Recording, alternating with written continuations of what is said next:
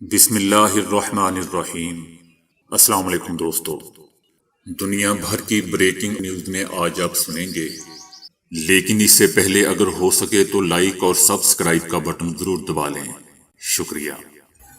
یمن کے جنوبی علاقے میں سعودی عرب کی سربراہی میں قائم اتحادی افواج کے ملٹری بیس کو حوثی جنگجوؤں نے میزائل اور ڈرون حملوں سے نشانہ بنایا، جس کے نتیجے میں 30 فوجی جاں بحق اور 60 زخمی ہو گئے۔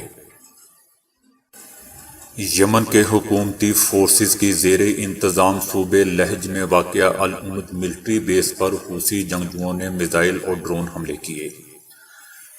فوجی حکام کا کہنا ہے کہ فوجی اڈے پر ایک میزائل صبح کے وقت گرا جب وہاں فوجی اہلکار ورزش کر رہے تھے، جس کے بعد بے ترتیب ڈرون حملے کیے گئے۔ متاثرین کو قریبی ہاسپٹل منتقل کیا گیا ہے، جہاں 30 اہلکاروں کی موت کی تصدیق کر دی گئی ہے، جبکہ 60 میں سے 13 زخمیوں کو انتہائی نگہداشت کے وارڈ میں رکھا گیا ہے۔ لہج یا الحج کے گورنر کے ترجمان نے حملوں کی ذمہ داری حوثی جنگجوؤں پر عائد کی ہے، تاہم حوثی جنگجوؤں کی جانب سے تاحال حملے کی ذمہ داری قبول نہیں کی گئی۔ دوستو، یاد رہے کہ 2014 سے حوثیوں اور سعودی سربراہی میں قائم اتحادی افواج کے درمیان جھڑپوں کا سلسلہ جاری ہے، جس کے باعث کربناک انسانی المیہ نے جنم لیا ہے، جس میں لاکھوں بچے غذائی قلت کا شکار ہیں۔ دوسری طرف افغان جماعت حزب اسلامی کے سربراہ گلبدین حکمت یار نے کہا ہے کہ افغانستان میں ایسی حکومت ہونی چاہیے جو عالمی برادری کو بھی منظور ہو۔ گلبدین حکمت یار کا کہنا تھا کہ ہماری خواہش ہے کہ افغان عوام خود اپنی تقدیر کا فیصلہ کریں۔ ان کا کہنا تھا کہ کابل میں نئی تبدیلیاں مثبت ہیں، ہم اس پر اطمینان کا اظہار کرتے ہیں۔ ان کا کہنا تھا کہ افغان شہری اور خواتین ملک سے باہر جانا چاہتے ہیں تو وہ ان کی اپنی مرضی ہے۔ ان کا مزید کہنا تھا کہ پنج شیر کے علاوہ پورے افغانستان میں امن ہے۔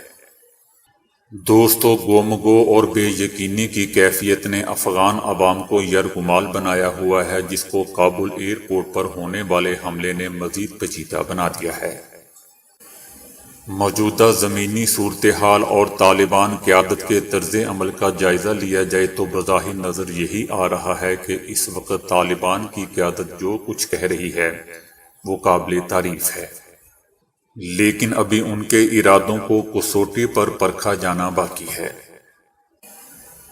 دوستو، آپ کو اس بات پر حیرت ہوگی کہ ایک وقت میں طالبان کا سب سے بڑا حمایتی سعودی عرب تھا، لیکن دنیا میں تیل کی پیداوار میں ایک بڑا نام ہونے کے باوجود بھی تادم تحریر سعودی عرب نے طالبان کو ان کے ملک میں تیل کی کمی کے حوالے سے کوئی یقین دہانی نہیں کروائی۔ لیکن دوسری طرف ایک زمانے میں سعودی عرب کے برعکس دشمن سمجھے جانے والا ایران طالبان کے زیادہ نزدیک آ رہا ہے، اور اس نے طالبان کی ضرورت کے مطابق تیل دینے کی بھی پیشکش کی ہے۔ لیکن کہنے والے کہہ رہے ہیں کہ ایران کی اس پیشکش میں فراغ دلی سے زیادہ جو اہم عنصر کار فرما ہے وہ ایران پر پابندیوں کی وجہ سے دنیا میں اس کی تیل کی کھپت نہ ہونے کی وجہ بھی ہے۔ لیکن طالبان کے لیے ایران کی یہ پیشکش بھی کسی نعمت سے کم نہیں ہوگی، اس لیے کہ دونوں پڑوسی ممالک ہیں اور انتہائی کم وقت میں کم لاجسٹک لاگت میں طالبان کو تیل مل جائے گا۔ اس وقت دوستو، طالبان کی حالت یہ ہے کہ اگر مزید چند روز تیل نہ ملا تو افغانستان کے مسافر ہوائی جہاز تو ایک طرف، پبلک ٹرانسپورٹ کے لیے بھی تیل نہیں ملے گا اور افغانستان کا پہیہ جام ہونے کے حقیقی خدشات پیدا ہو سکتے ہیں۔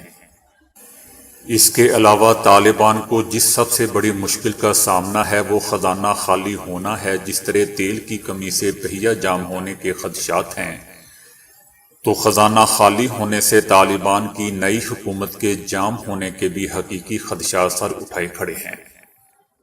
دوستو، یہ بات بھی ذہن میں رہے کہ طالبان جنگجوؤں کو ڈسپلن میں رکھنے کے لیے جذبہ اپنی جگہ، لیکن پیسہ بھی اس میں بنیادی کردار ادا کرتا ہے۔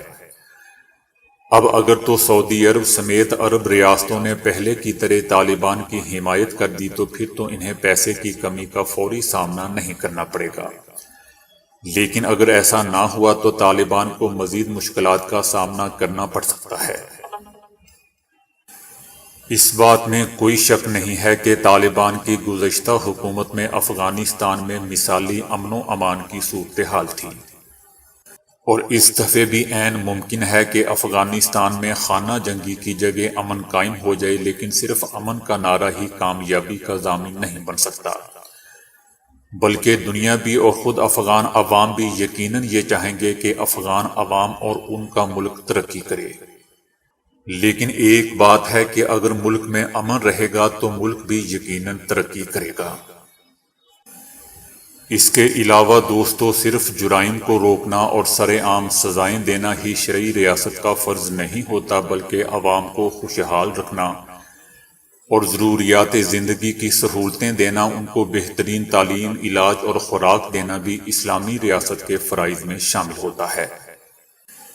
اس مرتبہ طالبان کو جو حکومت ملی ہے یہ جتنی آسانی سے ملی ہے، اس سے کہیں زیادہ مشکل صورتحال کا سامنا کرنا پڑ سکتا ہے۔ طالبان کی چھوٹی سی بھی چھوٹی غلطی ملک کو ادھر سے ادھر لے جا سکتی ہے۔ اب دیکھنا یہ ہے کہ طالبان اور جو قوتیں ان کے ساتھ ہیں وہ اس مشکل صورتحال کا سامنا کیسے کرتی ہیں۔ طالبان کے اچھے بیانات سے ان پاکستانی فرقہ پرست عناصر کی حوصلہ شکنی ہوئی ہے جو بیگانے کی شادی میں عبداللہ دیوانے کا کردار ادا کر رہے تھے، اور دل میں خوشی کے لڈو پھوٹ رہے تھے کہ ان کی دکانداری پھر سے چمکنے لگ جائے گی، لیکن افغان طالبان نے ٹی ٹی پی کو پاکستان کے ساتھ اپنے معاملات بہتر کرنے کا کہہ کر ان فرقہ پرستوں سے بھی اظہار لا تعلقی کیا ہے۔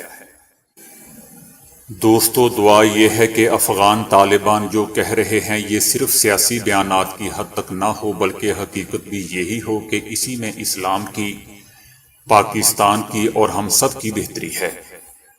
تو دوستو، ابھی کے لیے اتنا ہی۔ ویڈیو کو لائک اور شیئر کرنے کا بہت بہت شکریہ۔